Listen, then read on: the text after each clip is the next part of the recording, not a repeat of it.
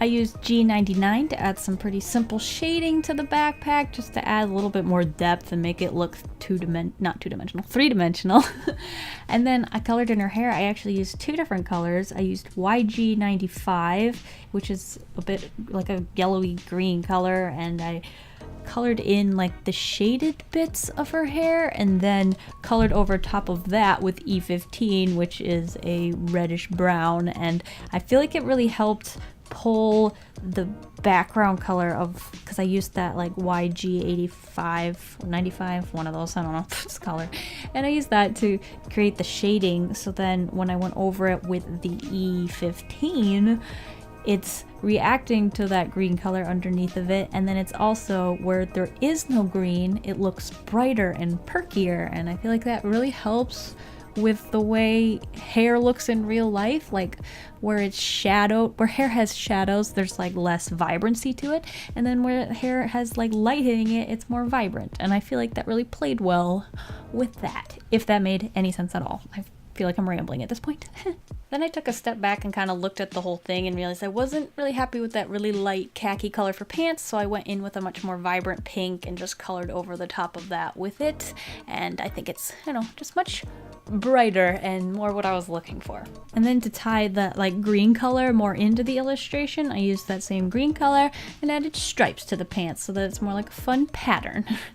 And I really like that. I would wear those pants. I started adding yellow shading to her top, but after looking at it, I realized I really didn't want her to wear a yellow top, so I switched over to a pink color, and while the yellow shading was still there, I just colored over it with the pink, and it actually looked really well. I don't think it made any weirdness to it. That didn't make sense. I don't think it really made anything look weird. I think it just... I think it actually added to the illustration by adding like shadows with like a slightly different hue to them. I think it's cool. So I'm kind of happy with that little mistake. So yeah, just like Mr. Ross would say, you know, happy little accidents. And it was actually because of that like yellow mistake that I decided not to completely color in her top with pink, but add that like sort of gradient and almost like tulip effect.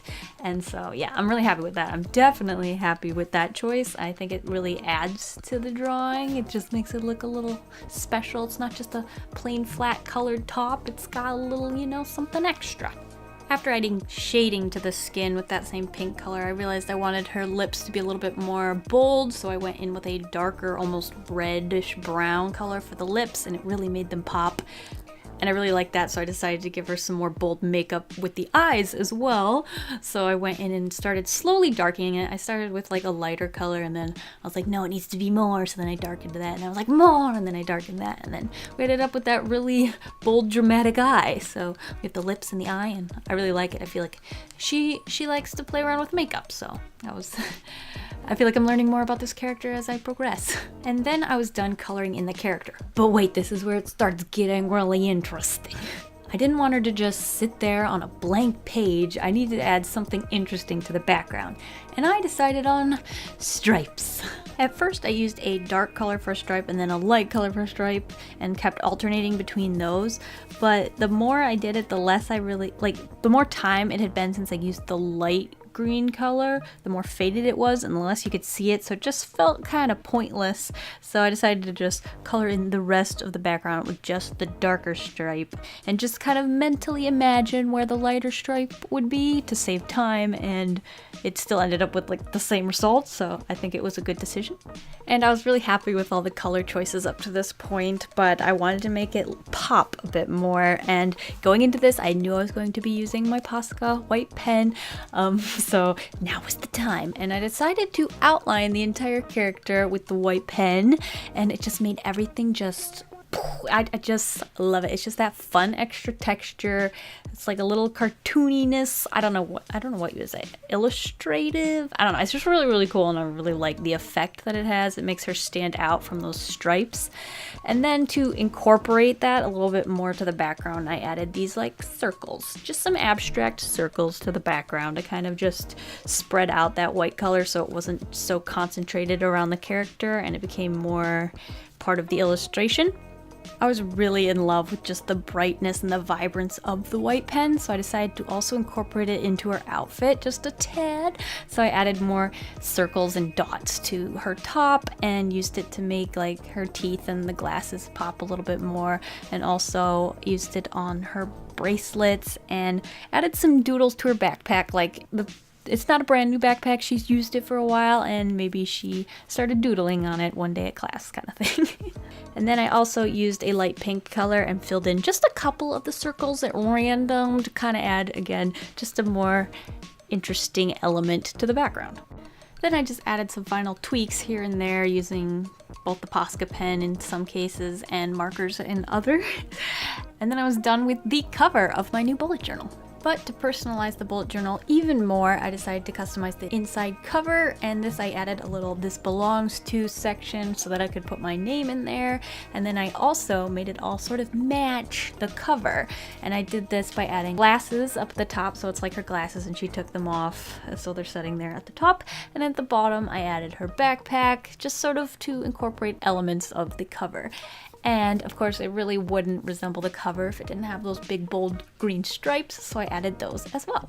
And of course some circles and pink circles and Posca pen and stuff, outlining things, yeah, that and that, and then it sort of matched the cover. But I wasn't done yet. I decided to also incorporate this sort of design to the back pocket, which I had mistakenly used as swatch paper to see if the markers and the pen would work well together on this paper, but I decided to just ignore that and add the stripes, and I used like this old sticky note to put into the pocket so that the stripe would end right at the end of the pocket and I could get a very crisp line there with the stripes. And then of course I added in the circles as well so that, you know, it's a matchy. This I kept really simple, so that was just about it for the back pocket. And the only thing that remained was the back cover, so I just opened up the book like completely flat and started adding in the strokes. I tried to use a ruler, but it wasn't really helping keep the ink in a straight line, so I kind of just gave up on that and just free-handed the rest of them. And I tried to add like a cool little element at the end where it's like some of the stripes don't make it all the way to the top, you know, like a more designer design thing. But I don't know, I feel like it just kind of looks unfinished. What do you think? And then of course I added in these circle designs. I don't know, I guess I could call them bubbles. They look a little bit like bubbles, so I added in those bubbles and colored a few of those in to represent the original design, and I was done. I had a almost completely customized bullet journal and I'm really happy with it. If you remember, was it last year or 2 years ago? I did sort of the same thing, so this is my old bullet journal right here. I feel like I've improved a little bit art-wise and I'm really happy with the new one, and I'm so glad that I went through and like added in like the back cover and everything. I feel like it just feels more personalized and I'm really happy with it. Anyway, thank you guys for watching. I hope you enjoyed seeing how I did customize my new bullet journal. I'm very excited to start using this because I finished my old one and it's time to get back on track with things. Yeah, thank you guys for watching. I'll see you guys all next week, and I hope you have a delicious evening full of waffles. Bye!